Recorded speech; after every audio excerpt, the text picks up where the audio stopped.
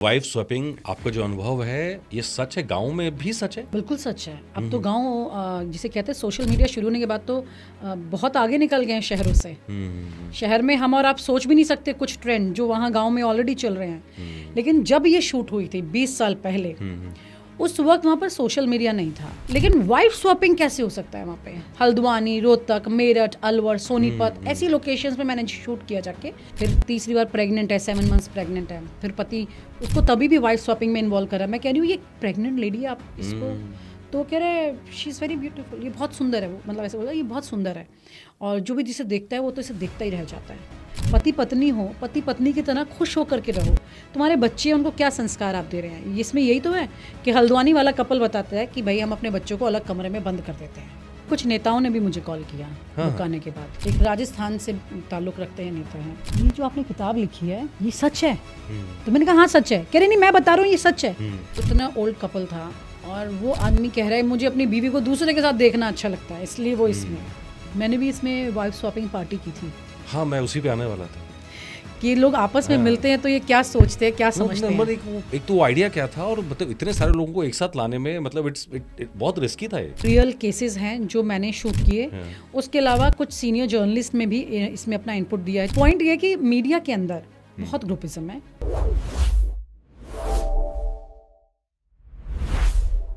वह संस्कारी समाज की परतों के नीचे कुछ ऐसा दबा है जिसको देखने के बाद, सुनने के बाद आंखें चौंध जाती हैं, दिमाग घूम जाता है, और आपके जो विचार हैं वो चक्कर खाने लगते हैं। यार क्या ये वही समाज है जिसमें हम रहते हैं? क्या ये वही सभ्यता है जिसकी हम दुहाई देते हैं? ये जो चमकीलापन दिखाई देता है उसके नीचे कितनी काली परतें हैं ये आमतौर पर नजर नहीं आती। लेकिन एक खोजी पत्रकार की आंखों से, उसकी सोच से ये सारी चीजें बची नहीं रहती। तो खोजी पत्रकार, एक बार कहते हैं कि जो खोजी पत्रकार बन गया वो हमेशा खोजी पत्रकार रहता है। उसकी आंखें हमेशा समाज को देखती रहती हैं, एक्सरे की तरह उसको परिचय निकालती रहती हैं, उसकी कमियां भी देखती रहती हैं। ऐसी खोजी पत्रकार हमारे साथ हैं विनीता यादव। आपका बहुत बहुत स्वागत है। और विनीता यादव की एक किताब आई है, दैट इज वाइफ स्वैपिंग। नाम बहुत चौंकाने वाला नाम है। मतलब नॉर्मली हमने जितनी कहानी किताबें आसपास में पढ़ते हैं उसमें बहुत सारी सनसनीखेज बातें होती हैं, लेकिन ये बिना सनसनीखेज हुए एकदम सीधा टर्म इस्तेमाल किया गया है, वाइफ स्वैपिंग, भारत के गांवों की असल रिपोर्ट। अब इस किताब में क्या है वो मैंने पढ़ा, उसके ऊपर चर्चा करेंगे, लेकिन उसके साथ ही इस शब्द पे भी चर्चा करेंगे, और साथ ही जो विनीता यादव हैं, न्यूज़ नशा के फाउंडर हैं, मीडिया के उनके अनुभव पर भी चर्चा करेंगे। तो चलिए सबसे पहले इस किताब की बधाई से शुरुआत करते हैं। आपको बहुत बहुत बधाई। और मैंने पढ़ी, और मैं सच बताऊं मैंने एक सिटिंग के अंदर पूरी किताब पढ़ ली। और सबसे मुझे जो दिलचस्प लगा इसमें वो अनुभव लगे जो आपने लिखे हैं। तो पहली बात तो ये कि जब किताब पढ़ते हैं तो ऐसा लगता है कि यार ये तो अभी अभी की घटना है, सब अभी हो रहा है। तो इतना जीवंत तरीके से सब चीज़ें आपने ऑन रिकॉर्ड ला दी हैं, ये कैसे किया आपने? मैंने कुछ नहीं किया, मैंने जो देखा मैंने वैसे वैसे लिख दिया, क्योंकि मुझे लगा मैं अपनी तरफ से बहुत कुछ, अगर इसमें कई लोग अपनी किताब को बड़ा करने के लिए फिक्शन डालते हैं, पे पन्ने बढ़ाना चाहते हैं, तो मैंने इस पर बिल्कुल कॉम्प्रोमाइज़ नहीं किया। मैंने कहा अगर जितने पन्ने हैं इसके जो है वो सच होने चाहिए, उसको बढ़ाने के चक्कर में इसकी क्वालिटी, इसके कंटेंट से मैं कॉम्प्रोमाइज़ नहीं करूँगी। जो हुआ था, जो घटा था, वो एज इट इज़ लिखा। जैसे आप पढ़ रहे हैं ना, वैसे वैसे मैं देखते जा रही थी, और जो मैं देखती जा रही थी उसके बाद में जब मैंने किताब लिखी उसी विजन को ध्यान में रखते हुए मैं उसे लिखती चली गई। तो सबसे बड़ी बात कि ये सच पर है। तो क्या वाइफ स्वैपिंग आपका जो अनुभव है ये सच है, गांव में भी सच है? बिल्कुल सच है। अब तो गांव जिसे कहते हैं सोशल मीडिया शुरू होने के बाद तो बहुत आगे निकल गए हैं शहरों से। शहर में हम और आप सोच भी नहीं सकते कुछ ट्रेंड जो वहाँ गांव में ऑलरेडी चल रहे हैं। लेकिन जब ये शूट हुई थी 20 साल पहले, उस वक्त वहाँ पर सोशल मीडिया नहीं था। लेकिन उनके अपने तरीके होते हैं चीज़ों को एक्सप्लोर करने के। लेकिन वाइफ स्वैपिंग कैसे हो सकता है वहाँ पे? सवाल ये था। मतलब सुन के कितना घिनौना लग रहा है वाइफ स्वैपिंग। यार ऐसा ऐसा सभ्य समाज में पॉसिबल है? पहले तो टर्म ही खराब है। हाँ। ये पहले तो टर्म खराब है। अर्बन एरियाज़ में कहते हैं कि बोल में चाबी डाल देना, उसकी चाबी जिसके पास गई उसकी वाइफ उसके साथ चली जाएगी, ये चीज़ें ऐसे स्वैप करते हैं। लेकिन ऐसे कस्बों में हल्द्वानी, रोहतक, मेरठ, अलवर, सोनीपत ऐसी लोकेशंस पे मैंने शूट किया जाके, जहाँ पर मतलब ये थोड़ा ज़्यादा शॉकिंग था। क्यों? क्योंकि ये वो परिवार हैं जो प्रॉपरली जिसे कहते हैं ना कि देश को एक इमेज देते हैं, संस्कृति की इमेज देते हैं। अगर आप एलीट क्लास देखेंगे तो आप संस्कृति की जब इमेज बोलते हैं, ट्रेडिशनल इमेज बोलते हैं, तो एलीट क्लास आपको याद नहीं आती ना, वो आती जो सड़क पर बैठे हैं। आपको कौन याद आते हैं? सो कॉल्ड संस्कारी पीपल प्रॉपरली, जो हमें ये सिखाते हैं कि समाज में पहले जैसे बताया जाता था, अब तो ये सिस्टम अलग हो गया कि लव मैरिज भी बुरी चीज थी। ये उस दौर की बात है जब लव मैरिज भी बुरी बात थी। हाँ, जो ऑनर किलिंग होती थी जब बहुत ज्यादा, तब की है ये वाइफ स्वैपिंग की बुक। ठीक है। और जहाँ पर आज की तारीख में भी अब तो बड़ा अजीब सी सिचुएशन हो गई है, गांव में ये सब चीज़ें धड़ल्ले से चल रही हैं, और शहर में एक लड़का लड़की जो शादी नहीं हुई है जिनकी, और वो जाकर के अगर कहीं बैठ रहे हैं तो एक नेता आती है और कहती है तुम्हारे मम्मी पापा को कॉल करो, तुम यहाँ बैठ के क्या कर रहे हो। वो बच्चे जो हैं वो बालिग भी हों तो भी उनके ऊपर सवाल उठेंगे, क्योंकि वो सिंगल हैं, अनमैरिड हैं। लेकिन यहीं पर अगर कोई शादीशुदा कपल है जिसने मंगलसूत्र पहना हुआ है, सिंदूर लगाया हुआ है, तो उसकी आड़ में कुछ भी कर सकता है, कुछ भी। मतलब जो केसेस थे जो लिखे हैं, मतलब पूरे मंगलसूत्र और घूंघट में और सिंदूर लगाए, इतना घूंघट, गर्मी में बिल्कुल चिलचिलाती गर्मी में इतने घूंघट में सिल्क की साड़ी पहनकर, इतना बड़ा बॉर्डर था, मुझे आज भी याद है, अलवर में मैंने शूट किया था, और उसने मंगलसूत्र पहना हुआ है, खूब भर के सिंदूर लगाया हुआ था। मैंने कहा तौबा तौबा, इस महिला से मैं सवाल कैसे करूंगी, ये तो बड़ा गड़बड़ है मामला, और जब ये तो हमें चाटा वाटा ना मार दे कि क्या बोल रहे हो।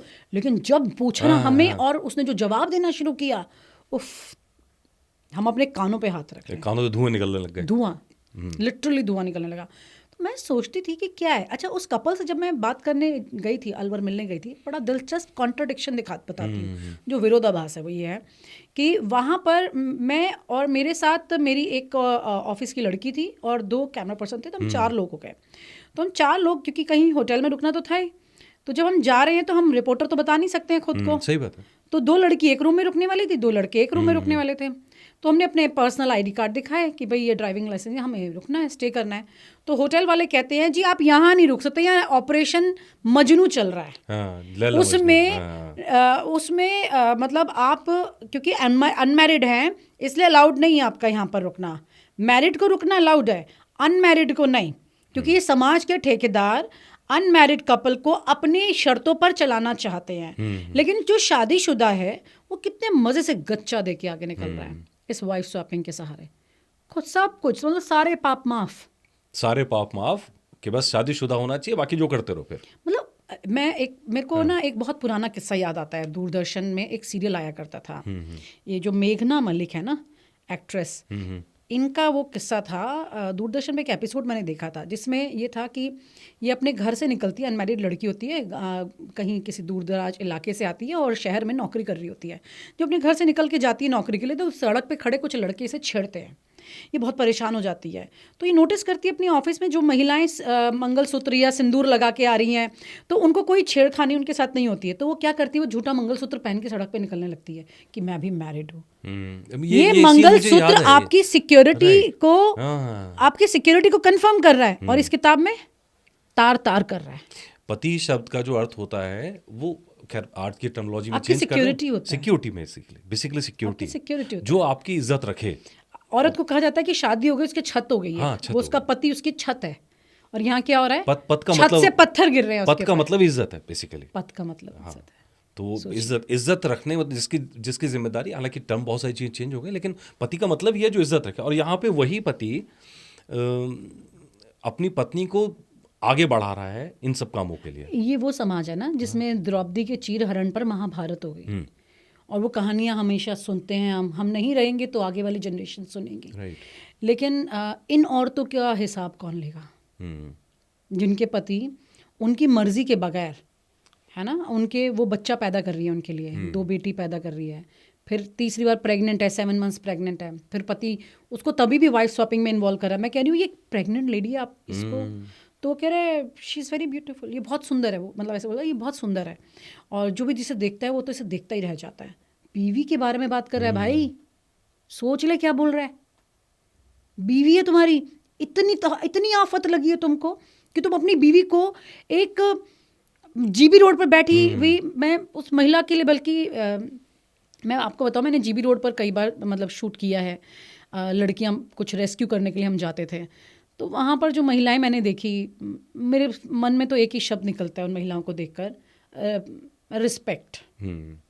शायद ये समाज ऐसा ना सोचता हूँ, मैं सोचती हूँ रिस्पेक्ट, क्योंकि वो अपने पैसा कमाने के लिए अपना जिस्म बेच रही हैं। इस आदमी को क्या कहेंगे जो वाइफ स्वैपिंग में पैसा भी नहीं कमा रहा है, अपनी बीवी का जिस्म ले जा करके दूसरी औरत के साथ बदल रहा है और दूसरी औरत को अपने साथ रख रहा है और अपनी पत्नी को दूसरी के साथ सुला रहा है। ये क्या है? इस सारे में इसमें दो प्रोफाइल आते हैं, मेल्स के प्रोफाइल आते हैं, फीमेल्स के प्रोफाइल आते हैं। जो आपने जब इतना स्टिंग ऑपरेशन किया, और स्टिंग ऑपरेशन करने समय आपको कैसा फील हुआ, क्या डर लगा, क्या एक्सपीरियंस थे, उस पर बात करते हैं। लेकिन पहले मैं इन जो कैरेक्टर्स हैं जितने भी, चाहे मेरठ हो, अलवर हो, सोनीपत हो, रोहतक हो, इन सब के बारे में पहले तो मैं फीमेल्स के जो पर्सोना है सारे केसेस के अंदर, तो क्या आपको लगा कि सारी फीमेल एक ही तरह से सोच रही हैं, उनके अंदर भी डिफ्रेंशिएट था? क्योंकि आपने किताब पढ़ी और आपने कहा कि मैंने वन गो में किताब पढ़ ली, तो जाहिर है किताब आपको दृश्य की तरह चलती हुई दिखाई दी पूरी, और उसमें ये महिलाएं भी आपको सारे कैरेक्टर याद होंगे कि ये सब एक जैसी नहीं है। इसमें कुछ महिलाएं ऐसी हैं, अच्छा एक कॉमन बात है जी। इन सब के पति जो है ना, पति सबके शुरू कराते हैं। औरत कहीं इनिशिएट नहीं ले रही है, पति सबके शुरू कराते हैं। और जब ये शुरू हो जाती हैं तो कुछ ऐसी हैं जो कि विरोध देख करती हैं, जो कहती हैं मुझे नहीं करना है, जैसे मुंबई वाली ने किया। और कुछ ऐसी हैं जो अपने पति से कई गुना कदम आगे निकल जाती हैं, उससे भी आगे निकल गई। पति की जरूरत ही नहीं है अब उसे, पति ने उसे बता दिया पर्दे के बाहर क्या है। अब उसको पर्दा सिर्फ दिखावे का रह गया है। जो आई थी ना इतने घूंघट में, वो दिखावे का है, असल तो खत्म हो चुका उसका पर्दा। अब उसको अपने पति की जरूरत नहीं, वो बता रही है उसमें कि मेरा पति बाहर जाता है कई कई दिनों तक, मुझे उसकी जरूरत ही नहीं है। एक्चुअली क्या है, जब मैं ये स्टोरी शूट कर रही थी, I was in my 20s, तो दुनिया नहीं मालूम थी, चीज़ें नहीं देखी थी, कुछ सुना नहीं था, कुछ पता नहीं था। कल्चर्ड फैमिली से होने की वजह से मतलब प्रॉपर हम ये समझते हैं कि एथिकल लाइफ क्या होती है ना। हमें एक एक चीज़ सिखाई जाती है, क्योंकि हमारी माँ ने जो हमारी परवरिश की, उस एज में हमें बाकायदा हर चीज़ को समझना सिखाया गया। और जो ये किताब का शूट करते वक्त, क्योंकि मैं जर्नलिस्ट रही तो मुझे मौका मिला समाज को अलग तरह से देखने का, तो जब मैं उन्हें देखने गई तो मैं सीरियसली बताऊँ आपको मनुष्य, मैं ना लिटरली शॉक थी और एक अजीब से शॉक में चली गई थी। मैंने अपने बॉस को बोला था मुझे आई नीड अ डॉक्टर, आप मुझे डॉक्टर दीजिए, क्योंकि मैं ऐसे लोगों को देख के मेरा विश्वास समाज से उठने लगा है। बिल्कुल, ये शादी से उठने लगा है। ये शादी क्या नाम की हुई, फिर ये 7 फेरे किस नाम के हुए? फिर जब आप अपनी मर्जी से कुछ भी इस तरह की चीज़ कर रहे हैं। अच्छा, शादी में तो कई सारी चीज़ें होती हैं जिसके पर हमारे बाकायदा जो आर्य समाजी शादी की जाती है, किसके तहत की गई, फिर लीगल की गई कि नहीं, या समाज में बैठ के साथ फेरे लेकर के ढंग से, मतलब हर चीज़ होती है। उसके अकॉर्डिंगली आप कोर्ट में जाके कानून में आप उस पति से भी अपने हक मांग सकते हैं, दुनिया भर की चीज़ें कर सकते हैं, राइट। लेकिन ये औरतें तो अपना राइट ही नहीं जानती। ये औरतें ऐसी हैं जो कि बस ये सोच रही हैं कि किसी तरह से मेरा पति मेरे साथ रहे, मुझे छोड़ ना दे। क्योंकि ये वो सोसाइटी से बिलोंग करती हैं जहाँ पे पत्नी की मतलब बेटी की अर्थी वापस आ जाए, पति का घर ना छोड़े। मतलब कितना बड़ा विरोधाभास है। हाईली कल्चर्ड, ट्रेडिशनल, दूसरी तरफ वाइफ स्वैपिंग। कौन सोच सकता है? मैं तो नहीं सोच सकती थी। लोग मुझे कहते हैं अच्छा यहाँ भी होता है, ऐसी लोकेशंस पर होता है। अरे भाई होता है, मैंने शूट किया है। मेरे को आज भी एक एक फ्रेम याद है। मेरठ वाली लेडी जो साड़ी पहन के आई थी, उसकी साड़ी हल्की सी पिंक थी, उसमें हल्का हल्का वाइट था।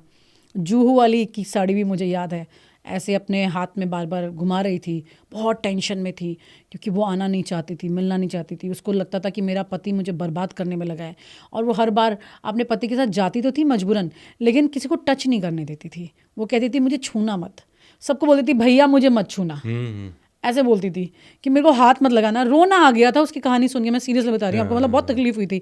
मैंने कहा यार ये औरत कितना बर्दाश्त कर रही है, इतना तो बर्दाश्त नहीं किया जा सकता, कैसे कर रही है। सोनीपत वाली के लिए तकलीफ होती थी, 7 months प्रेग्नेंट है, 2 बेटियाँ हैं घर के अंदर। नहीं तो बड़े वाली बेटी थोड़ी सी बड़ी हो रही है ना, उसको कुछ समझना आ जाए इसलिए हम अवॉइड करते हैं ये वो।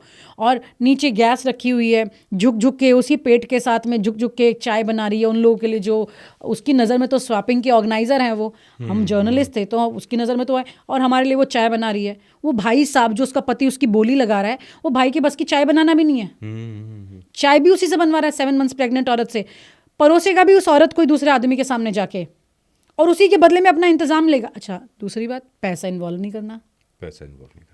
क्यों करेंगे पैसा इन्वॉल्व? अच्छे घर के लोग हैं ये जो संस्कार, ये खानदानी संस्कारी लोग हैं, अच्छे परिवार, वेजिटेरियन, सोसाइटी, वेजिटेरियन, ये सब मैंने देखा किताब के अंदर। ये तो ऐसे जुमले बन गए जिनसे शोषण हो रहा है। शोषण हो रहा है, बिल्कुल ठीक कहा आपने।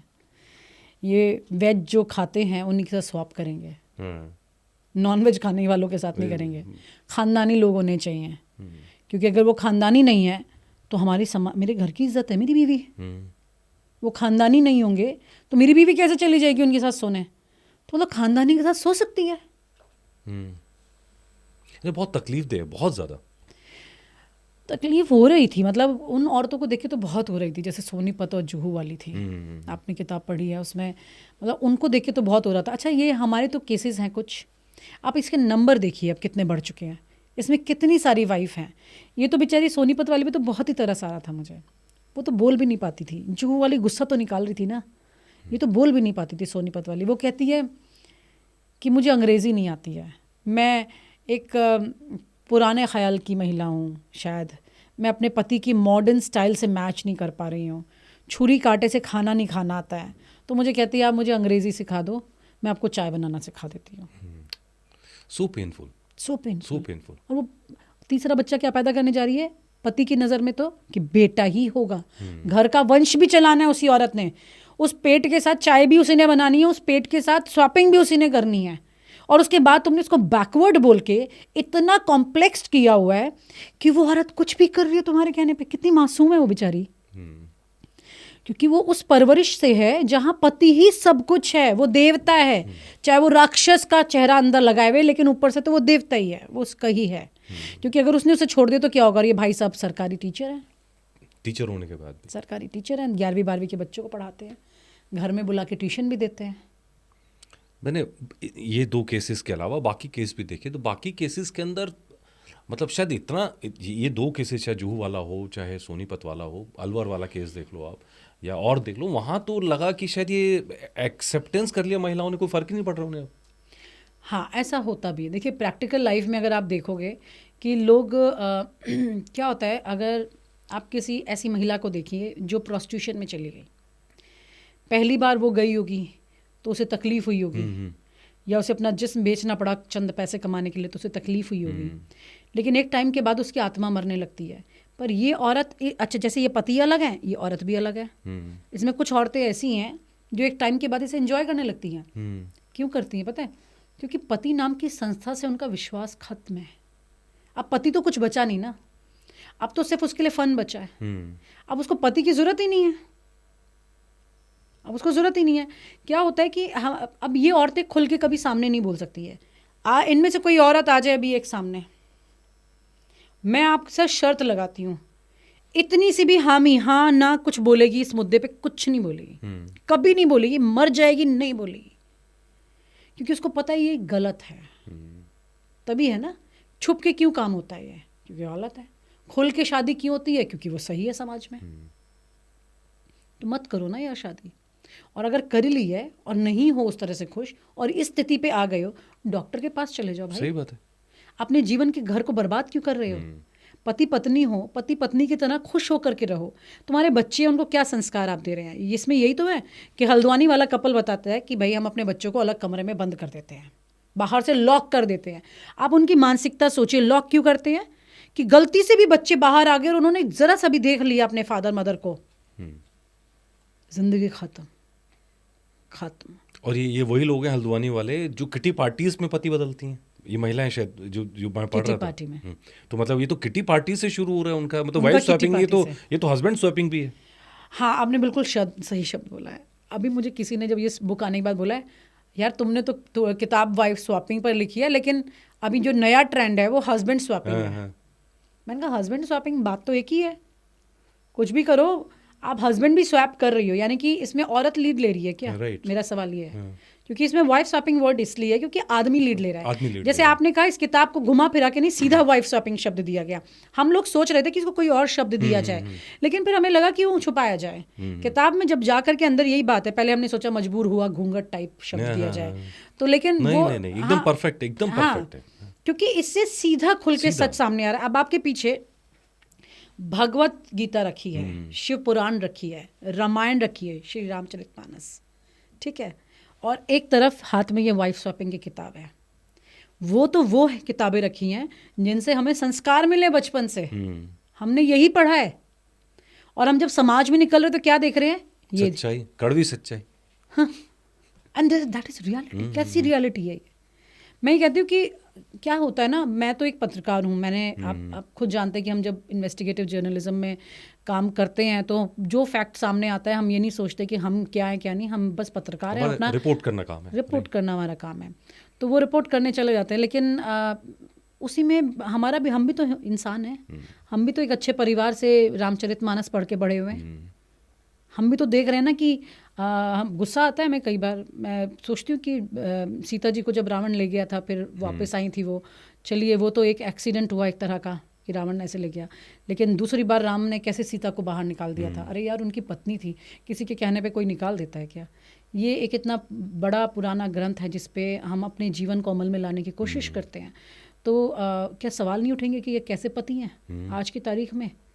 जिस समाज में राम की पूजा होती है उस समाज में ये पति उस अपनी पत्नी को सीता की तरह गहने तो पहनाने की कोशिश कर रहे हैं, मतलब ये हाथ में चूड़ियाँ, गले में मंगलसूत्र, सिंदूर लगाना, बिछुए पहनाना, सब पहनाएंगे, सब कर रहे हैं। लेकिन असल में चेहरा कितना घिनौना है इनका। रियलिटी एक्सेप्ट करो। और दूसरा, रिपोर्ट करना इसलिए भी ज़रूरी है, और शायद ये टॉपिक उस स्टिंग ऑपरेशन के बाद से उतना छुआ भी नहीं गया, क्योंकि जो जर्नलिस्ट की रिपोर्टिंग से सरकार अपनी नीतियाँ बनाती है। right. उनको सच पता लगता है, जब सच पता लगता है तो उसके हिसाब से पॉलिसीज बनती हैं, right. और फिर समाज को जो भी दिशा देनी है, सही गलत जो भी जिस डायरेक्शन में है उसके बेस पे नीतियां बनती हैं। वो इसलिए भी ज़रूरी है। लेकिन कुछ नेताओं ने भी मुझे कॉल किया बुक आने के बाद।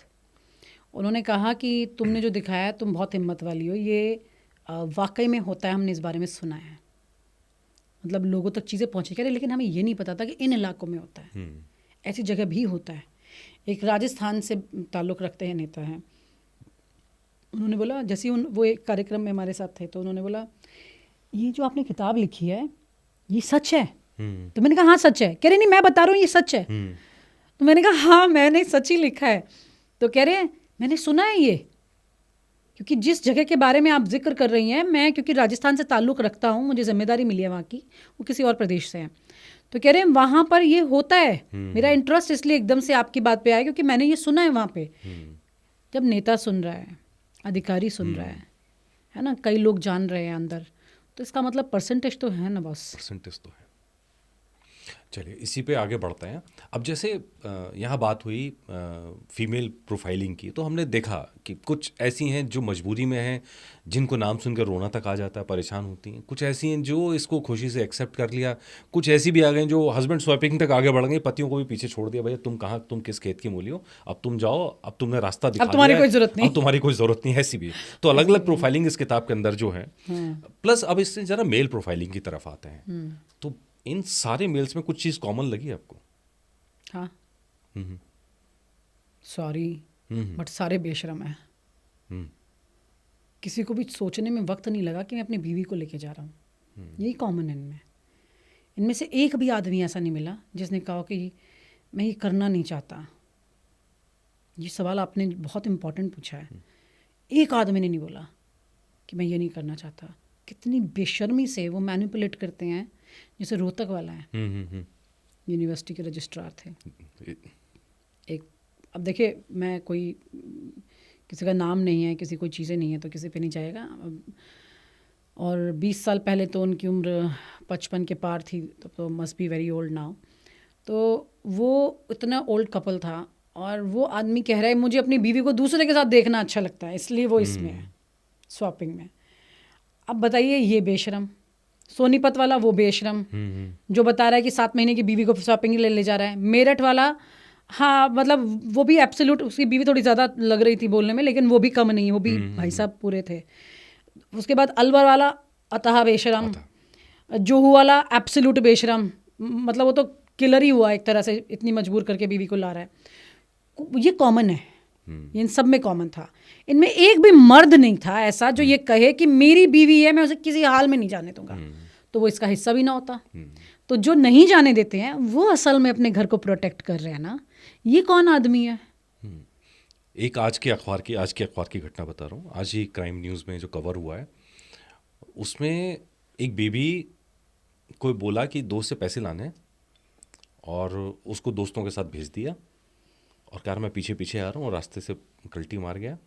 और वो केस, मतलब मुझे तुरंत किताब का ध्यान आया। मैंने कहा कि ऐसे मर्द जो हैं वो आज मौजूद हैं। वो दो दोस्तों के साथ भेजा, वो किसी तरह वो महिला निकली है, उनके चुंगल से जाके पुलिस में रिपोर्ट कराई है, तब वो पकड़े गए हैं। उफ।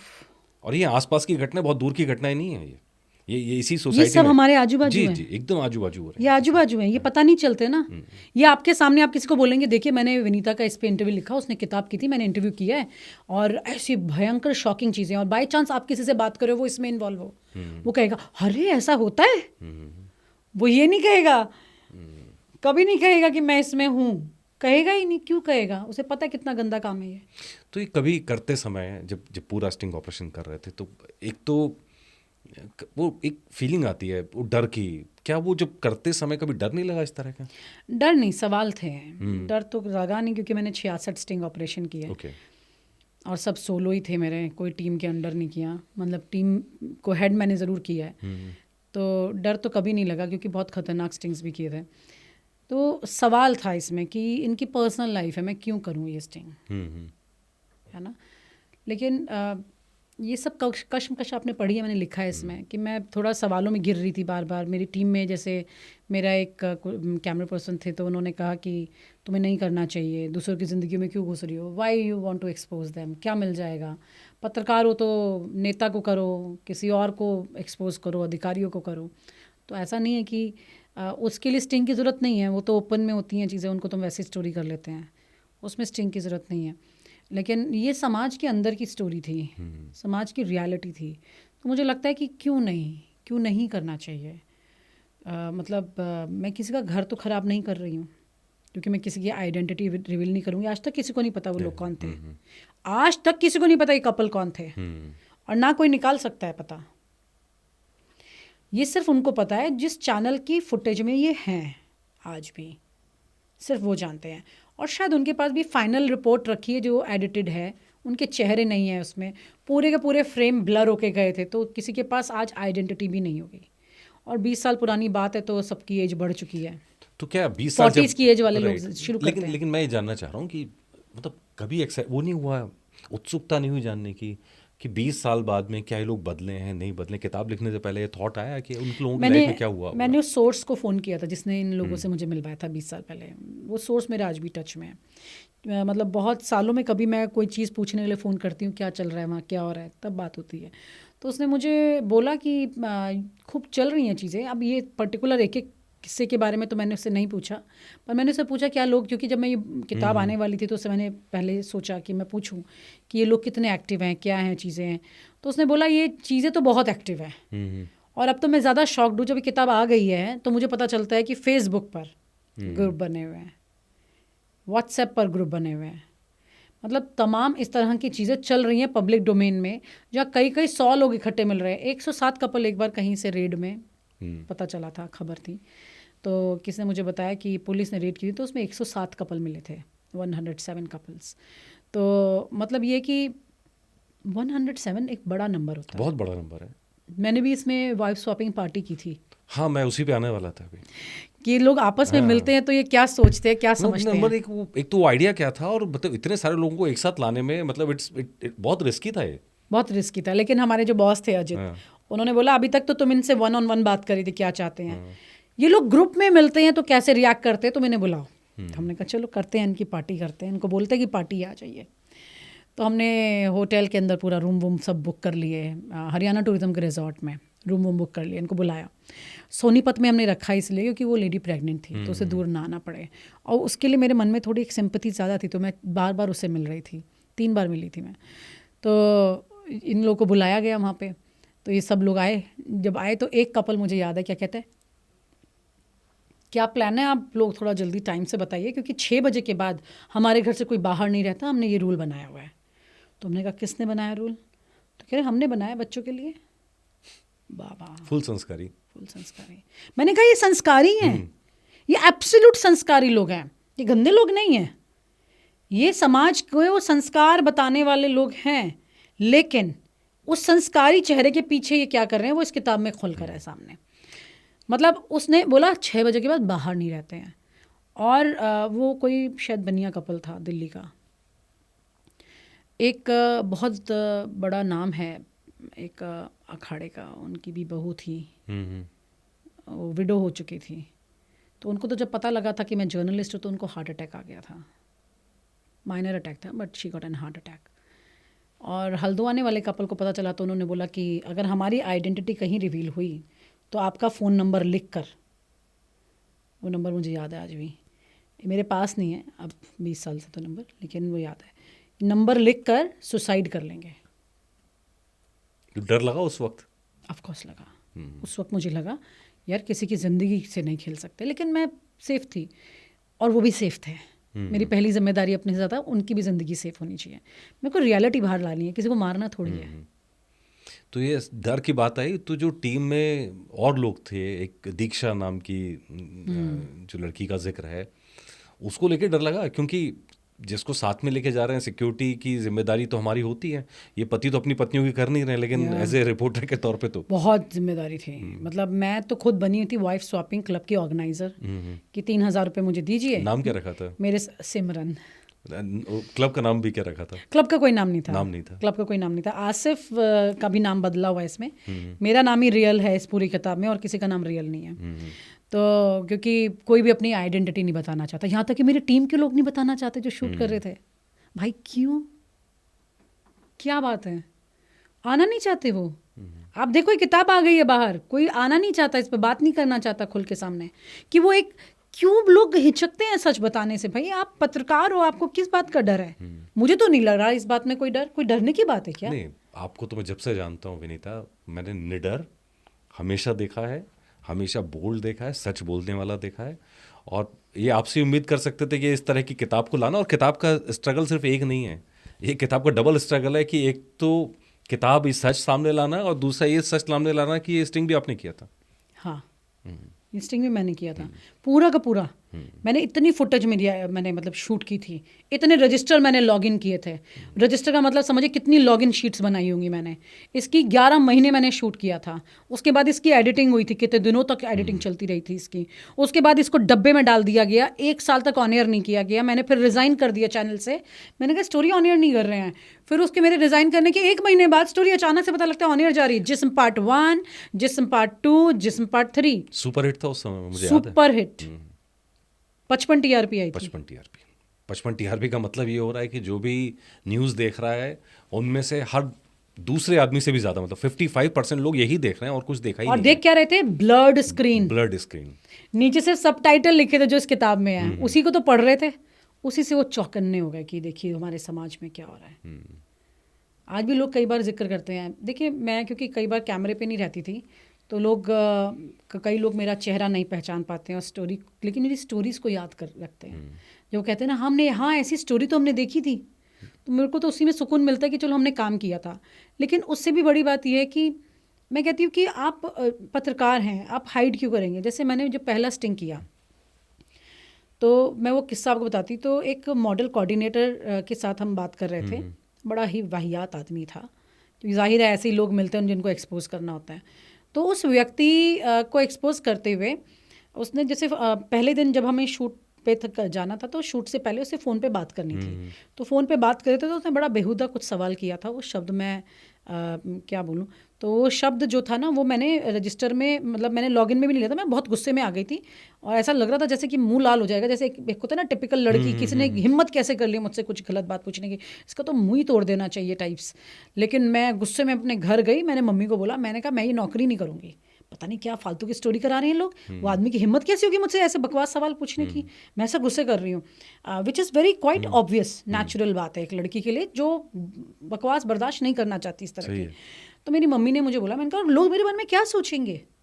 मम्मी को नहीं मालूम था उसने क्या सवाल पूछा है।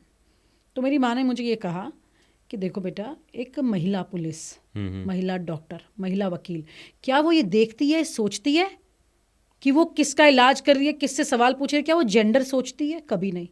वो अपना काम करती है।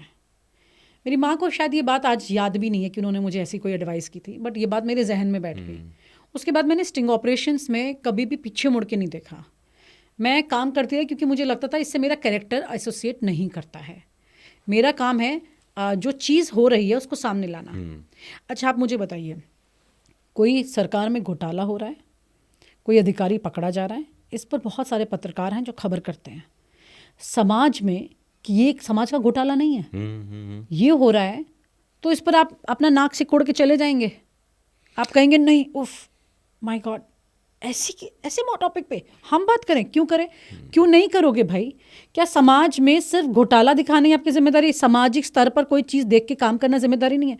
मैंने बहुत सारी स्टोरीज की जिसमें बहुत प्रोस्टिट्यूशन रैकेट बस्ट हुए। मैं खुद अपना कैमरा लेकर के रेड करने चली जाती थी, कैमरा पर्सन के साथ अकेले।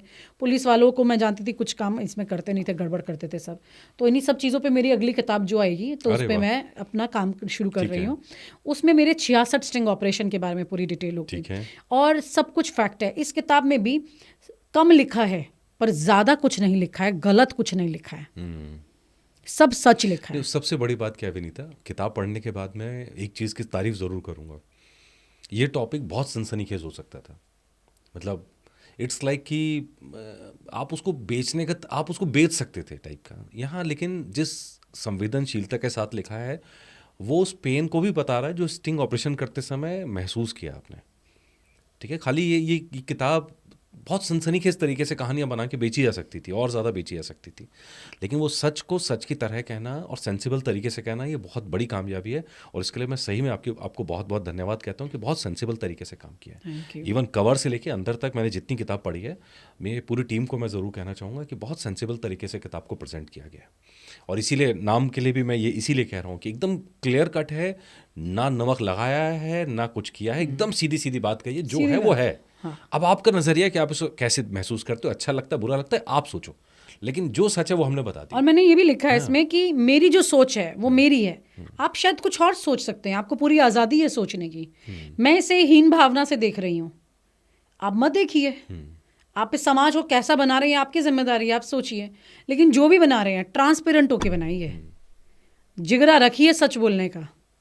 अब सच नहीं बोल पा रहे हैं तो आप गड़बड़ कर रहे हैं, मतलब फिर आपको पता है आप चोरी कर रहे हैं, कुछ तो चोरी कर रहे हैं तभी सच नहीं बोल पा रहे हैं। हाँ है कि नहीं? जो वाइफ स्वैपिंग करते हैं, आज तक आया कोई कपल सामने कि मैं करता हूँ? समाज में कभी नहीं आया। तो इतने सारे स्टिंग ऑपरेशन में कभी ऐसा भी रहा जब लगा कि बुरी तरह डर गए हो क्या कई जिंदगी, अब ऐसा कुछ भी हुआ? हाँ ऐसा हुआ था। एक स्टिंग किया था मैंने, उसका जिक्र मैं अपनी अगली किताब में करूँगी। एक कोर्ट है, कोर्ट का नाम अभी नहीं बता रही मैं, दिल्ली का एक कोर्ट है। उसमें एक ऐसा पोर्शन है, ऐसा इलाका है जहाँ पर शाम के 4 बजे के बाद महिला पैर नहीं रख सकती। और आपको यकीन नहीं होगा, एक सुप्रीम कोर्ट की जज से मेरी बात हुई, मैंने उन्हें बताया, बोली तुम बिल्कुल ठीक कह रही हो विनीता। कहती और तुमने स्टिंग किया था इसके ऊपर? सुप्रीम कोर्ट की धाकड़ जज, सीनियर जज, शी इज रिटायर्ड नाउ, अभी कुछ टाइम पहले, उन्होंने कहा कि तुमने इस पर स्टिंग कर लिया था। वो हैरान हो रही थी, कहती बड़ी ब्रेव हो। तो ब्रेव तो यार एक बात बताओ मनीषा, आप मुझे, हमारा तो काम ही ब्रेव का ही है ना, हम क्या करें? हमने पाँव इस जूते में डाला है, चलना तो पड़ेगा ना हमें। अगर आपको करनी है जर्नलिज्म तो आपको अपनी सच्चाई, आप पीछे कैसे हट जाओगे? ठीक है, वो एक अलग विषय है जिस पे चर्चा की जा सकती है, लेकिन इसमें मैं ये बताऊँ उसमें क्या हुआ था कि वो लोग क्या करते हैं, वो शाम के 4 बजे के बाद अपने चैम्बर्स में उन्होंने बेडरूम्स बनाए हुए हैं, जैसे वकील अपने आराम करने के लिए बनाते हैं। तो वहाँ पर पैसे दे के महिलाओं को बुलाते हैं, शराब का धंधा, सब गंदगी चलती है, ये न्याय दिलाते हैं। ठीक है, कोई प्रोस्टिट्यूशन रैकेट अगर पकड़ा गया है तो उन महिलाओं का इस्तेमाल वहाँ किया जाता है। कह रहे महिलाओं के भैया, हम नहीं बोलेंगे क्या महिलाओं के बारे में? ये वाला हिस्से को छोड़ देंगे क्या? वो बदनाम गली है तो वहाँ मत जाइए। क्यों नहीं जाएगा? कोई शरीफ जाएगा और देखेगा कि गंदगी को साफ करना है, जब तक बोलेगा नहीं तो कैसे होगा, बताइए मुझे। वैसे इस बात से ना मुझे, वैसे ना लोग ना चेहरे छिपाते हैं, सब छिपाते हैं, लोग चेहरे छिपाते हैं। आप जो कर रहे हैं आज की तारीख में, एक्स्ट्रा मैरिटल अफेयर भी कितनी बड़ी तादाद में है, आप सोच के चलिए। क्यों आप रियलिटी को फेस नहीं कर सकते? मैं तो कहती हूँ रियलिटी को फेस कीजिए। इसमें प्रॉब्लम क्या है? ये हस्बैंड वाइफ के बीच में अच्छा सामंजस्य नहीं है। सामंजस्य क्यों नहीं है? क्योंकि उनकी रिक्वायरमेंट्स अलग तरह की हो रही हैं। आप उसके बारे में रिश्ते को खूबसूरत बनाने के लिए तरीके निकालिए, सोचिए कि क्या किया जा सकता है, आप करिए ना उस पर काम, आपका एक रिश्ता मजबूत हो जाएगा। नहीं मजबूत होगा तो आपको दोनों को पता है ना कि ये रिश्ता तो है नहीं, फिर कुछ मतलब भारत विदेश में क्या होता है कि इतने डिवोर्स होते कहते थे ना, अब हमारे देश में बहुत डिवोर्स हो रहे हैं। बहुत हो रहा है।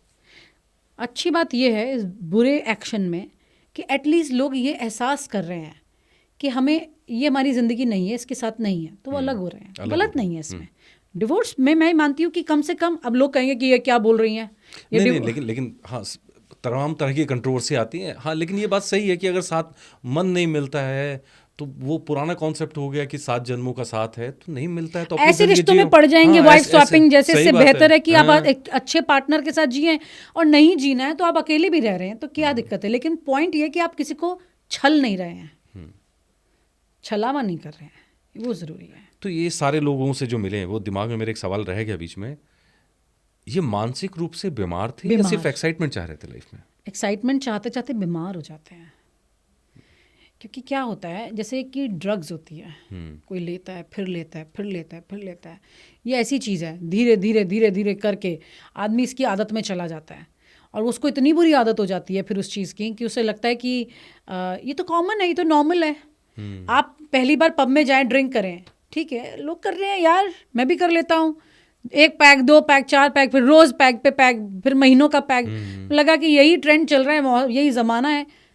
अगर ये ऐसा ट्रेंड बन जाता है वाइफ स्वैपिंग, और बन ही रहा है, अब तो बन ही रहा है। तो पहले से मतलब जब कंपैरिजन करती हैं, लगातार नजर रखती हैं, ये कम हो रहा है कि बढ़ रहा है? बढ़ रहा है, बहुत बढ़ रहा है। बढ़ रहा है, बहुत बढ़ चुका है। हम इस वक्त आपकी टीम में जितने लोग हैं नहीं जानते हो। मैंने इसको स्टोरी को कवर किया, मैं जानती हूँ, आपने पढ़ा इसलिए जानते हैं, दूसरे सुन रहे हैं इसलिए जानते हैं। किसी का इंटरेक्शन इस पर नहीं हुआ है, क्योंकि ये बड़ी ढकी छिपी चीज़ है। अब जेफरी एप्स्टीन वाला जो मैटर है, वो मर गया, उसने किताब लिखी थी, जो भी मतलब उसकी किताब में जो डिटेल्स लिखी थी, अब वो धीरे धीरे करके बाहर निकल के आ रही हैं कहानियाँ। कितने बड़े बड़े नाम निकल के आ रहे हैं उसमें, कितने चिट्ठे उसने खोल दिए। अगर वो नहीं आते बाहर तो इतना बड़ा जेफरी एप्स्टीन का गंदा महाजाल, इतनी लड़कियों को जिसने घेर लिया था, जितनी लड़कियों को छोटी छोटी से लेके सब बर्बाद उसने कर दिया था, वो कभी सामने नहीं आता। पॉइंट इज़ अबाउट कि आप कैसे, कौन इसके बारे में बात करेगा, कहीं से तो निकलेगी। अब जेफरी एप्स्टीन की सच्चाई तो इस तरह से बाहर निकल आई, उसके साथ इतने सारे लोग की बाहर निकल आई, नहीं निकलती तो नहीं निकलती। ऐसे और रैकेट क्या चल नहीं रही होंगी क्या? सिर्फ एक जेफरी एप्स्टीन ही है? नहीं, आपकी किताब में जिक्र है, वो मैं देख रहा था, आखिर में डाटा भी दिया हुआ है कहाँ कहाँ। बेंगलोर 2019 में 45 वाइफ स्वैपिंग के केस दर्ज किए गए, 2020 में 31 वाइफ स्वैपिंग के केस मुंबई में, चेन्नई में 2019 में 25 वाइफ स्वैपिंग के केस। ये सब है ही, सच ही है सारा? ये सारी, अब मैं आपको बता दूं, मेरी इस किताब में मैंने जो लिखा है वो रियल केसेस हैं जो मैंने शूट किए। उसके अलावा कुछ सीनियर जर्नलिस्ट में भी इसमें अपना इनपुट दिया है, जैसे डॉक्टर अनिल सिंह ने प्रकाश कोठारी का इंटरव्यू लिखा है इसमें, आप जानते हैं उन्हें, सीनियर जर्नलिस्ट हैं। मुकेश कौशिक जी सीनियर जर्नलिस्ट हैं, आप उन्हें भी जानते हैं। उन्होंने इसके अंदर एक काफ़ी बड़ा हिस्सा रिसर्च का लिखा है, और अनिरुद्ध बहल जो है उनका फीडबैक है। अजित शाही मेरे जो बॉस रहे, उन्होंने इसमें उन्होंने भी लिखा है इसमें किताब के बारे में, क्योंकि वही तो इसके जनक थे। और उसके अलावा मेरे कुछ दोस्त जो कि उस वक्त मेरे कॉलीग थे उस चैनल में, जिन्होंने देखा कि किस तरह से स्टोरी हो रही है, कैसे इसे काले पर्दों में एडिट किया जा रहा है, कैसे इसके लिए अलग से एक फ्लैट दिया गया और पूरी टीम अलग रखी गई, किसी को खबर ना लगे, और पूरे ऑफिस में ये चर्चा होती थी कि ये स्टोरी क्या हो रही है। और ये गार्ड तक, अब मुझे पता लगता है, ये बात मुझे नहीं पता थी, बाद में पता चली मुझे, क्योंकि मैं तो किसी से बात करती नहीं थी। लेकिन मुझे जब ये किताब लिखने के दौरान मैंने अपने कॉलीग से पूछा तो उन्होंने मुझे बताया कि गार्ड भी कहता था, मैम किसी को मत बताना, वो वाइफ स्वैपिंग के ऊपर स्टोरी हो रही है। तो ये टॉपिक ऐसा था कि सब धीमी आवाज़ में बात कर रहे हैं, पर सब जानना चाहते हैं। तो कम से कम हम समाज को बता तो दें कि आपके अंदर क्या पल रहा है। तो इसका मतलब एज ए जर्नलिस्ट देखते हैं तो इसका इलाज क्या है? हाँ, इलाज जर्नलिस्ट की तरह नहीं होगा, इलाज इसमें डॉक्टर की तरह सोच के होगा। प्रकाश कोठारी का इंटरव्यू है इसमें, उसे लोगों को पढ़ना चाहिए, क्योंकि उससे पता चलेगा कि आपको रिश्ते में क्यों ये दिक्कत आती है। 1 मिनट के लिए इन्हें मासूम समझ लीजिए, नहीं कहती मैंने गंदा, ये गंदा नहीं कर रहे, छोड़ देते हैं इस बात को। ये बेचारे मासूम है, रिश्ते संभाल नहीं पा रहे, वो संभालने को जद्दोजहद में पत्नी को छोड़ना भी नहीं चाहते, और अपने जीवन में कुछ नयापन चाहते हैं। इस चक्कर में कोई और पत्नी के पास चले जाते हैं, और अपनी पत्नी को भी किसी के पास भेज देते हैं। तो भाई इसका सल्यूशन है ना, डॉक्टर से बात करो, डॉक्टर आपको काउंसल करेंगे कि भाई किस तरह से आप अपने रिश्ते को मजबूत रख सकते हैं। क्यों पति पत्नी का रिश्ता शादी होते ही 1 साल 2 साल 3-4 साल में बोर हो जाता है। बोर होने के बाद फिर ये कीड़ेपन अपने लगते हैं वाइफ स्वैपिंग जैसे इसमें। तो वो बोर नहीं होना चाहिए। तो उसमें एक और जो बात आती है, जो कोठारी साहब के इंटरव्यू से निकल के आती है, जैसे आपका वो अलवर वाला केस, या एक दूसरा केस था शायद गुप्ता जी वाला, दिल्ली वाला केस शायद, मैं confuse हाँ नहीं बिल्कुल कर रहा ठीक कह रहे हैं, दिल्ली हूँ। तो वो दो केस ऐसे थे, नहीं रोहतक वाला, वो जो सीनियर लेक्चर वो थे कहीं रजिस्ट्रार वगैरह। हाँ तो वो कह रहे हैं कि उनको अपनी पत्नी को दूसरे के साथ करते हुए देख के मजा आ रहा है। हाँ तो ये तो मानसिक बीमारी है, ये सीधी बीमारी सीधी है, ये बीमारी है, सीधी मानसिक बीमारी है। ये तो बीमारी है, ये गंदगी है। हाँ, दिस इज डर्टी। अलवर वाला कपल वाज डर्टी, मेरठ वाला वाज डर्टी, अलवर वाले को देख के तो रोहतक घिन वाला आती वाज है। डर्टी। अलवर वाले को देख के तो मुझे घिन आ रही है कि वो घिन। कह रहा है कि मैं अपनी बेटी को भी शामिल करना चाहता हूँ। सच में मैं तो मतलब अगर सामने तो 2 चमाट मार दो, भाई क्या इंसान हो तू, क्या कर क्या रहा है। आप सोचिए मेरा क्या जहन हुआ होगा एक वक्त के बाद में ऐसे लोगों से मिलकर।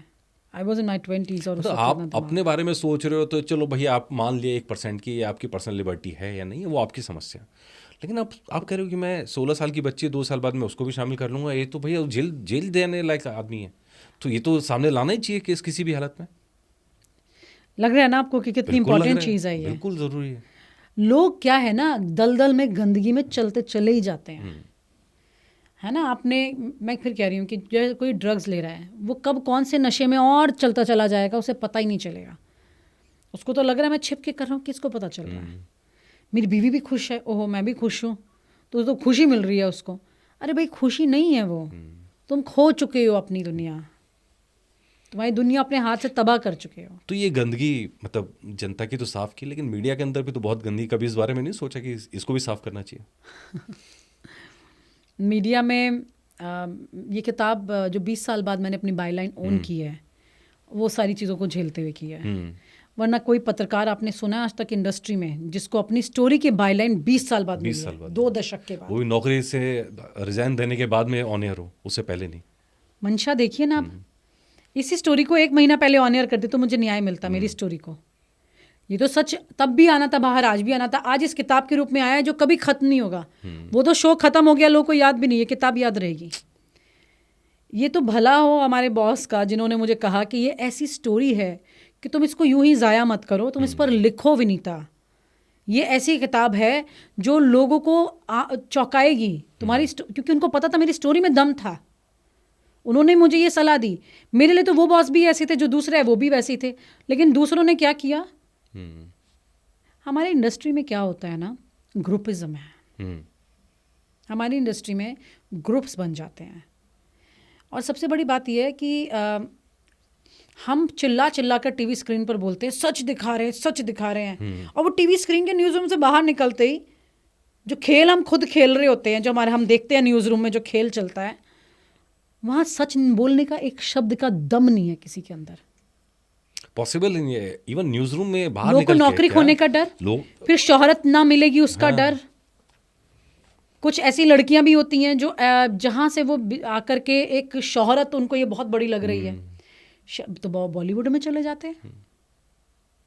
चले जाओ बॉलीवुड में। हमने तो मैं तो जब जर्नलिज्म शुरू किया था तो एंकरिंग से किया था, वो छोड़ के मैं एडवेंचरस रिपोर्टिंग में आ गई, क्योंकि मुझे लगता था कि कुछ करना है।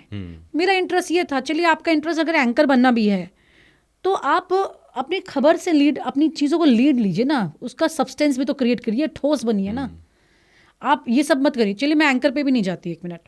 जो हमारे मठाधीश हैं कुछ बॉसेस, जो हम अलग अलग चैनल्स में भी होते हैं, अच्छे लोग भी हैं, कई लोगों ने सपोर्ट भी किया है। मुझे तो खैर कभी ऐसा कोई बॉस नहीं मिला जो हमारी इंडस्ट्री में मी टू टाइप चीज़ शुरू हुई थी एक बार बीच में, तो पता नहीं हमें तो नहीं मिला कभी ऐसा कोई जिगरा भी है ना, हिम्मत ही नहीं होगी किसी की। हाँ वो हिम्मत, हम सच बात में हम तो ये कहते हैं हिम्मत हो भी कैसे। तो पॉइंट ये कि मीडिया के अंदर बहुत ग्रुपिज्म है, बहुत सारी चीज़ें चलती हैं। मुझे तो ये नहीं पता था कि सरनेम के साथ भी खेल होता है, बहुत ज़्यादा होता है। मुझे तो ये भी नहीं पता था, ये वक्त के साथ सीखने को मिला। मैं दिल्ली में पली बड़ी थी, मुझे सरनेम का नहीं पता था। अब ये कुछ राज्य हैं जहाँ पर ये चीज़ें बड़ी मायने रखती हैं। मुझे नहीं पता था, मुझे धीरे धीरे पता चला। जब मैंने प्रेस क्लब के चुनाव लड़े तो मुझे और पता चला, तो मुझे कहानी समझ में आने लगी। ओके ओके ओके, ये सब भी होता है, चलो ठीक है।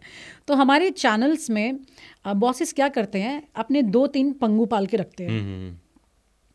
वो जो पंगु हैं उनको कुछ आता नहीं है ना। ABC डफर्स जो होते हैं उनको, उन्हें टॉप स्टार बनाना है चैनल का। वो इसलिए बनाना है ताकि हर जगह जासूसी कर सकें, बेसिकली यही जो जितना समझा जी, है ना। अब वो क्या करते हैं कि अब वो उनको सेटल करने के लिए 2-4 स्मार्ट इंटेलिजेंट लोग जो अच्छा काम करते हैं उनके हिस्से का क्रेडिट इधर देते रहते हैं। इधर ऐसे चलता है, वो तो ना बैंक से जैसे क्रेडिट लेते हैं, ऐसे ये अच्छे मेहनती लोग क्रेडिट्स इधर जाते रहते हैं, ये चलते रहते हैं। और जो काम कर रहे होते हैं बेचारे, वो भाग रहे होते हैं, दौड़ रहे होते हैं, अपने काम कर रहे होते हैं, चीज़ें कर रहे होते हैं, चाहे दफ्तर के अंदर हो चाहे दफ्तर से बाहर हो, वो बस काम में लगे रहते हैं। आप खुद न्यूज़ रूम में इतना लंबा सफ़र आप खुद तय कर चुके हैं। आपको पता है कि एक चेयर पे आपको बैठा दिया जाए चुपचाप से कि पूरा न्यूज़ रूम वॉच कीजिए, आप 1 मिनट में बता देंगे ये बंदा मेहनती है और ये बदमाशी की खा रहा है, सिर्फ बिल्कुल पता लग इधर की जाता है। उधर चुगली करके खा रहा है। वो इतना सा काम करते हैं और इतना पूरे दिन का बॉस की चमचागिरी में काम निकालते हैं। अब उसमें बहुत सारी चीज़ें ऐसी हैं बॉसेस को लेकर जो चर्चा की जा सकती हैं, लेकिन ये दौर बदलेगा नहीं। ये हर इंडस्ट्री का दौर है, मतलब सब जगह है ये, सब जगह या बदल नहीं सकते इसे। नहीं बदल सकते। लेकिन मेरा मानना है कि ठीक है, आप अपने पंगु को आगे बढ़ाइए, लेकिन जो क्रेडिट जिसका रियल है उसे मत खाइए। क्योंकि मैंने ना अभी हाल ही में एक बहुत सीनियर जर्नलिस्ट है, आपको बताती, नाम नहीं लूँगी उनका भी, बट वो सोशल मीडिया पे बहुत छाए रहते हैं, मतलब फुल ऑन क्रांतिकारी जर्नलिस्ट हैं, he is doing really a nice work. तो वो बात कर रहे थे एक पुराने बॉस की, जी न्यूज़ में हुआ करते थे उनके बॉस। मैंने तो उनके साथ काम नहीं किया, वो जिक्र कर रहे थे उनका, तो मैं बता देती हूँ। ये है उनका नाम सतीश के सिंह। हाँ, उनका जिक्र कर रहे थे, कह रहे थे कि उन्होंने अब उनकी जैसी जो भी परिस्थितियां हैं जिस तरह से, तो वो कुछ अपना तकलीफ रोना रो रहे होंगे, तो उन्होंने बोला, मैंने सीधा उनके मुंह पे बोल दिया, आप जब थे तो आपने कौन सी कसर छोड़ी थी, आपने तो कोई ज़रा सी भी नरमी नहीं की थी, आप हद करते थे चीज़ों में। तो मतलब लिटरली उन्होंने अपने मैंने कहा आपने बोल दिया उनको, कहते बोल दिया। मैंने कहा very nice, I like it, क्योंकि आपने सच बोला। कह रहे आज हम एक मुकाम पर अपनी मेहनत के साथ करते करते करते करते आ गए हैं, क्योंकि this journalist is quite famous अपने काम की वजह से। आज भी ग्राउंड रिपोर्ट्स करते हैं, बहुत ग्राउंड रिपोर्ट्स करते हैं। तो मैं, क्योंकि उनसे मैंने इस बारे में पूछा नहीं तो मैं उनका नाम नहीं ले सकती हूँ, लेकिन ये है कि उन्होंने जिस तरह से अपने उस बॉस को ये जवाब दिया कि आपकी, क्योंकि हमारे जैसे, आप जैसे, उनके जैसे बहुत सारे जर्नलिस्ट हैं जिन्होंने बहुत मेहनत की है, लेकिन उनको उनके मुकाम उस वक्त पर नहीं मिले जब वो वाकई में छा सकते थे। और दूसरा एक चीज़ और इसमें जोड़ूंगा मैं कि एक तो वो वाली बात है, दूसरा ये कि मेरे जर्नलिज्म का जितना एक्सपीरियंस है उसके बेस पे मैं कहूँगा कि 90 to 95% जर्नलिस्ट आज भी ईमानदार हैं, ईमानदार और हैं। सबसे ज़्यादा गाली खाते हैं। सच बात कह रहे हो, 95% ईमानदार और हैं। जो 5% है ना, वो पूरी माइलेज ले रहे हैं और उनके बारे में पूरी चर्चा हो रही है, और उन्होंने डुबो रखा है सब। उन्होंने डुबो रखा है। क्योंकि मैंने तो आज तक अपने पूरे न्यूज़ रूम के अंदर, मैं बता रहा हूँ, जो बाहर दिखता है वो बहुत गिने चुने लोग दिख रहे होते हैं। अच्छा, बाहर जिनको गोदी मीडिया बोलते कितने लोग हैं, वो वही 5%, बस वही 5%। इतने से बस दुनिया जानती नहीं, इतने सारे पत्रकार आज भी इंडस्ट्री में इतने अच्छे काम कर रहे हैं। और वो पूरी जिस उम्मीद के साथ वो आए, गोदी मीडिया और दरबारी में दोनों ही ले लेती हूँ, let's take both of them, क्योंकि हमारा किसी भी साइड से कोई लेना देना नहीं है। तो जो गोदी से पहले थे या अब हैं, जिनको गोदी बोल भी दिया था, मैं तो किसी को नहीं बोल रही, लेकिन हाँ ये ज़रूर है कि एक ज़माना था जब NDTV की तूती बोलती थी, हर एक नेता उसी को इंटरव्यू देता था, किसी और की तो फेरिस्त में नंबर ही नहीं आता था। और NDTV किन लोगों को अपने यहाँ अपॉइंटमेंट देता था, जो अधिकारी के बच्चे हों, जो नेताओं के बच्चे हों, ताकि चैनल को फंडिंग मिलती रहे, जिसको क्रांतिकारी चैनल कहा जाता था, राइट। बट कितने लोग जानते हैं ये रियलिटी, अंदर की कहानी कितने लोगों को पता है? Super high class elite style का चैनल था वो। बाकी को, जिनको वहां पे नहीं मिल रहा, उनको हीन भावना से देखा जाता था, उफ ये लोग, वी आर NDTV पीपल, इस तरह से। तो भाई आप, वक्त बदल गया, वक्त तो बदलता रहेगा, तो कोई भी मुगालते में ना रहे। और सोशल मीडिया ने चेंज लाया है, बहुत सारी चीज़ें चेंज हो गई हैं। और आपका प्लेटफॉर्म भी ऐसे टाइम पे आया था जब लगभग ये विद्रोही मानूंगा मैं कि मीडिया को छोड़कर एक यूट्यूब चैनल पर अपना इन्वेस्टमेंट करना, अपने आप को पूरा टाइम देना, अपनी पूरी एनर्जी इन्वेस्ट करना उसके ऊपर, और आज वो कहाँ मुकाम पे पहुंचा हुआ, 16 लाख से ऊपर सब्सक्राइबर हैं उसके। Thank you. मतलब हाँ, अर्ली बर्ड्स में थे हम, जब ये तय नहीं था कि यूट्यूब, पॉडकास्ट, ये सब चीज़ें इतनी तेज़ी से आगे चलेंगी, तब ये नहीं था। मतलब ये विजन में नहीं थी चीज़ें। लोग को ये भी नहीं पता था कि यूट्यूब शुरू करने से पैसा कैसे कमाया जाएगा। और हमारे तो शुरू करते ही 3 साल का ऑलमोस्ट कोरोना का टाइम रहा। 19 में हमने शुरू किया था। लेकिन क्या है ना कि निरंतर मेहनत करने से रिजल्ट तो आता ही है।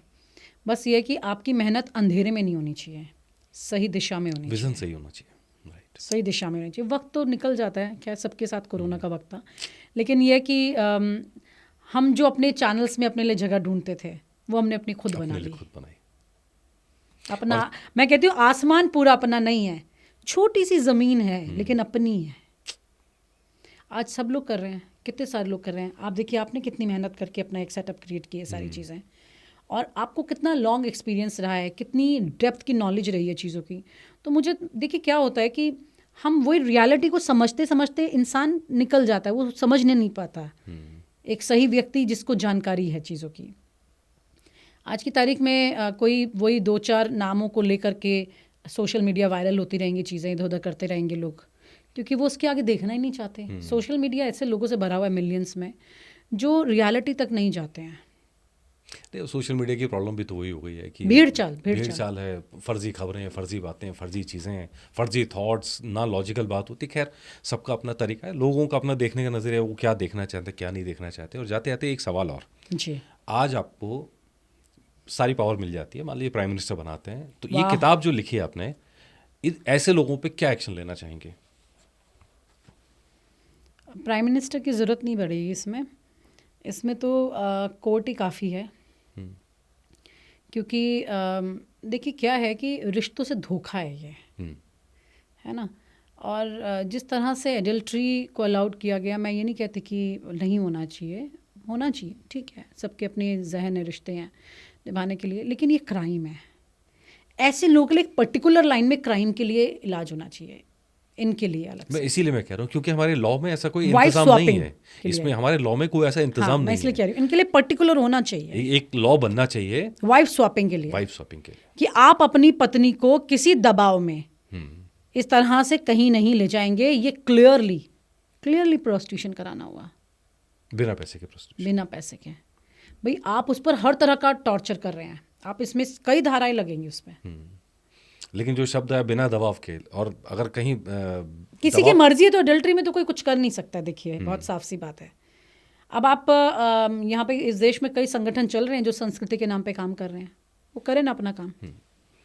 आप खुले में एक जवान लड़का लड़की पर तो जा करके चढ़ जाते हैं कि भैया नहीं, फूल कैसे दे दिया, अब आ रहा है 14 फ़रवरी, अब देखना सड़क पे निकल आएंगे डंडे लेके कि अच्छा वैलेंटाइंस डे मनाओगे, और ये इनका क्या करेंगे, उनका वैलेंटाइंस डे दिख जा रहा है, इनका क्या करेंगे, जो 365 दिन में कहाँ रात को बैठ के कमरे में अपने घर के वैलेंटाइंस डे मना रहे हैं गंदगी के साथ, अच्छे सा नहीं। अगर इतना ही मोहब्बत की बात अलग होती है, मोहब्बत अलग है। मोहब्बत में तो उसे बचाया जाता है, उसे बर्बाद नहीं किया जाता। तो यार अपनी पत्नी से मोहब्बत करो ना, उसे बर्बाद मत करो, इतनी सी बात है। चलिए इसी नोट के साथ ख़त्म करते हैं कि उम्मीद कर रहे हैं कि रिश्ते बेहतर बने। अगर कोई कपल है उनके बीच में प्यार पनपे, वो उस प्यार को आगे बढ़ाएं बजाय इस तरह की चीज़ें करने के, क्योंकि ना ये हमारी संस्कृति का हिस्सा है और ना ही किसी भी सभ्य समाज का हिस्सा ये चीज़ हो सकती है। पर्सनल लेवल पे कोई अपनी एक्साइटमेंट में कर रहा है, कोई अपनी मानसिक बीमारी में कर रहा है, लेकिन पूरे के पूरे परिवार और जो हमारी जो भारतीय परंपरा है उसमें पूरे परिवार पर इसका असर पड़ रहा है, पूरे समाज पर असर पड़ रहा है। तो उम्मीद करते हैं कि जहाँ कहीं भी इस तरह की चीज़ें हो रही हों वो बंद हों, और ज़ाहिर तौर पर एक लॉ की भी यहाँ ज़रूरत है, या सरकार की तरफ से क्लियर कट चीज़ों की ज़रूरत है। और जो मुझे इस किताब की सबसे बड़ी चिंता ये लगी कि जिन महिलाओं से दबाव में ये कराया जा रहा है और महिलाओं को ये भी नहीं पता है कि ये गलत है, वो सबसे बड़ी इस किताब की मुझे चिंता लगी। विक्टिम है वो। तो ऐसे विक्टिम्स को बचाने का काम डेफिनेटली सरकार का है। उन सारे विक्टिम्स को सरकार बचाने के लिए ज़रूर कोई कानून लाए, कोई ऐसी व्यवस्था करे, और उस व्यवस्था के तहत उनका संरक्षण हो, उनका बचाव हो, क्योंकि कोई आदमी मानसिक बीमार होके किसी दूसरे की सजा ना बन जाए, एक की मानसिक बीमारी दूसरे की सजा ना बन जाए, और उसको बेचारे को पता भी ना हो कि वो किस तरह क्योंकि वो पति मांग रही है, दलाल नहीं। दलाल नहीं मांग रही है। राइट। तो चलिए उम्मीद करते हैं ऐसा कानून आए और उम्मीद करते हैं कि रिश्ते बेहतर बने। नमस्कार। शुक्रिया, थैंक यू सो मच।